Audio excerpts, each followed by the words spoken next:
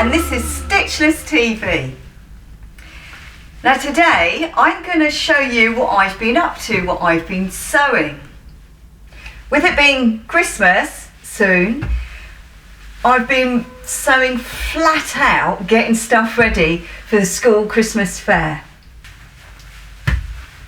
So first of all, I thought I'd show you some of our lovely, look at those, a bit smelly, our lovely lavender bags. Now what makes these lavender bags special is, apart from a load of them being my designs that I created myself in Photoshop, I've also used some out of copyright, really old ones, like this amazing one. And this one as well. It's got a nice little message down there. And what I did was, I either scanned in really vintage postcards, or I created the images in Photoshop, or played around with the images. Now what I think is quite clever actually, this is my idea, on the reverse side, look at that.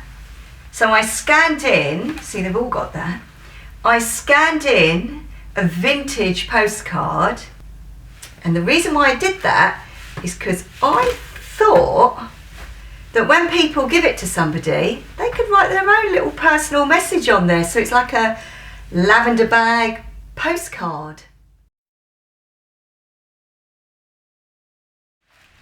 Now I want to tell you a really good tip that my mate Jane Franks told me about. When you fill your lavender bags, I'm not mad about the smell actually, when you fill your lavender bags with lavender, which is really a little bit overpowering I have to say, if you were to put a whole bag of lavender in there, it's almost too much, you know. So what they do is, what some people do, they put some rice, just regular rice, in with the lavender as well. You can just do whatever mix you like, but I think we might have done a third rice to 2/3 lavender. But you know how easy these are to make, don't you? We just folded over the material, we trapped the ribbon in first, fabric right sides together, stitched across the top, stitched down the bottom, and left that as a great big hole at the bottom. And then we filled it up using a funnel and just poured it in, and left quite a lot. If I shake that down, it was about, I don't know, 2-3 centimetres, so that it wasn't full to the top.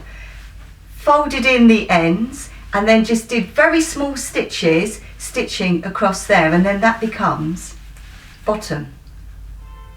Now what's great about putting a ribbon thing on is that you can put it on a hanger, and so you can hang it in your wardrobe with your clothes. Whew. Shall I tell you something? You know, every time in between the shots, do you know that I'm climbing over this table to switch off that camera so I can set up the next shot? Such is my love for you. Anyway, the other thing that we're doing as well are some very nice little clutch bags. Do you want to have a look? So they're basically the same image, but I've just enlarged them, and they are fully lined, which people like. And we've got them in all the different designs. But guess what? On the back, we've got a little bit of luxury. On the back, we've got foiled leather. Look at that beautiful foiled leather. And in fantastic colours. Now I buy my leather from a shop called Orya, which I think is 32. They have another shop, 22, on Goldhawk Road in Shepherd's Bush. And if you say Tree sent you, he'll look after you. So these beautiful bags start out in life like this fabric, and then using Bonder web, I bond it to a sturdier fabric, so it ends up having a bit more body like that. Anyway, I thought you'd like to see my designs in a bit more detail. So we have this design that I completely made up using Photoshop, which is actually one that I used for this cushion that I made for my daughter. These two I've sort of made up using a mixture of different images. But because it's a charity, and because I'm sure it's out of copyright because it's so old, I scanned in some vintage postcards. Now this one I really love, but I'm not sure I'm allowed to use it. But look, I've only done 2 of them, and they're just going to be for me, and I'm going to give the money to charity. Now I wanted to say something about the leather that goes on the back. First of all, what I'd like to say is there is no way that it needs to be leather, okay? You can use vegan leather, and there are such good quality ones on the market at the moment. So on these ones, as you can see, they've got just one piece of leather on the back. But sometimes what I like to do is I like to use up my scraps. So when I use up my scraps, what I do is I do this. I sort of try and create a bit of a landscape by just joining lots of different gorgeous, look, that's a bit gorgeous, isn't it? I'll just join lots of different pieces, scraps of leather together, and you can either just make it look really abstract, but you'll cut them into shapes that you want them to be. You can make them just look really abstract, or you can actually make it look like a bit of sort of scenery or something. For this bag, I used my scraps for forming a kind of landscape. And this bag was made for somebody that had an Oscar, like as in Hollywood Oscars. They had an Oscar nomination for their part in making the Mars film. So this is the front.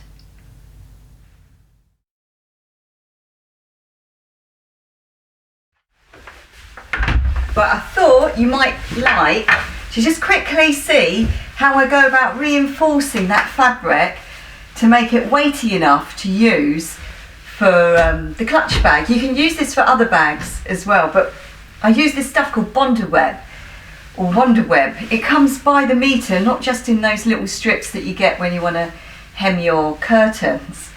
So this is how I do it, okay? So this is the stuff that I use. You don't have to use the paperback stuff. It's handy if you're doing appliques and that, but you don't really need to use the paperback stuff. But I got it because this stuff with the little crisscross lines, I find it quite strong. So this is what I do, this is how I go about it. Now I like to cut the design bigger than I need it to be, because then I think it sticks better. So just lay it somewhere on the Bonderweb. Now I think this is obvious, but you do not want to get that Bonderweb on your iron. It is a nightmare. So just don't do it, okay?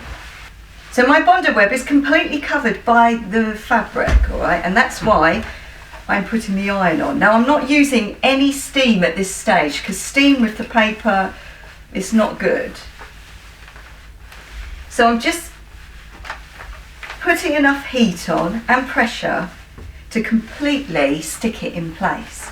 Now when I'm happy that it's stuck in place, but I haven't gone right up to the edges, okay, not yet, I'm then going to cut it out. Now like I said, you can use this for applique. I really use it a lot for applique, to bond my design or my letters in place first, and then when it's cooled down it's totally fine to sew and nothing moves and you don't need pins. So I'm now ironing on the paper side at the back.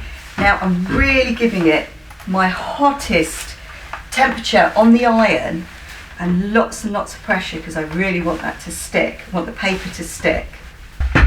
Now whilst that's going off, I can't peel off that paper whilst it's hot. I have to wait for it to cool down. So whilst that's going off, I'm going to get some fabric. Now make sure that your fabric, this is the backing fabric, okay? Now usually what I say is, get a fabric to go on the back that has the qualities of how you want your fabric to be. For example, if I wanted it to have the weight of leather, I might use some sort of felted wool or something, but test out and see how well it sticks to that wall first. So I'm going to iron the fabric on the back, so I need a bit of steam for that. So once I've ironed my fabric, and once this has cooled down, okay, I should be able to peel off the paper. You have to wait until it cools down, all right? And I'm not sure you can see, but can you see it looks a little bit shiny on there? And that's because the glue's transferred from the paper onto there. But you must peel this off when it's cold, not when it's hot, okay? And then I'm going to put it in position on my fabric. And then when I'm happy with the position of it, simply press it with a hot iron into place on the fabric.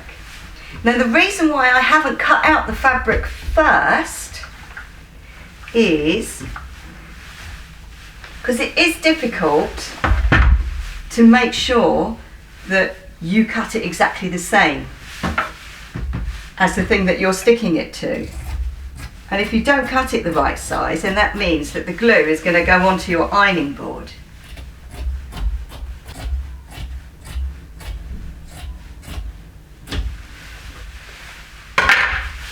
So I give it another really good iron. So when that's gone off, look, can you see the difference in the quality? I don't know if you can, but it's got a bit more. See if we can make it stand up. So it's more rigid than this one. Can you sort of see that? So that's how you apply Bondaweb to the fabric and back it onto another fabric to make it stiffer. Now some of you out there might be wondering, well, how come she doesn't use one of those iron-on interfacings? Well, the reason is I've never really, apart from the fact that you're limited by the choices of weights, there's that, I've always found that either it makes it too crispy stiff or it doesn't key to the fabric well enough and the linen on the front sort of comes away so you get little baggy bits. I've just found that using this stuff, the really, really strong Wonderweb, whatever it's called, just works really well. So when you've done that, obviously, you would then use that as a template for cutting out one piece of leather or fake leather, like that. So that is exactly the same size. And you also have to cut out 2 pieces of lining, exactly the same size. Now I'm not going to show you how to make these clutch bags because it's getting a bit silly really, because I've got so many tutorials on how to make these lined, zippered, zipped clutch bags. But what I will do, I'll put a link in the description below on how to make a lined clutch bag. And I'll also put it as one of those thumbnail things at the end of the film. So don't you think it's kind of nice that you could make someone a lovely clutch bag and with a matching lavender bag? So thank you so much for watching. Now I'm very interested to see what you're making as Christmas presents this year. So you could share those with me on my Facebook page. But also before the end of the week, I've really got to make a Christmas party dress because I'm going to a party on Saturday. So I'm hoping, fingers crossed, that I'm going to be able to film it as well if I have enough time. So if I have, I'm going to post that on Fridays because Friday is my new upload day, my new upload video day. Thank you for watching. Woo! Thank you for watching and see you again very soon. Now remember 2 things. If you decide to subscribe, apparently you've got to click on that little flower thing to receive notifications. That's number 1. What was number 2? Oh yeah. Number 2 is we've got more than 100 sewing and DIY and video reports on Stitchless TV. So go and have a look at some other ones. Bye.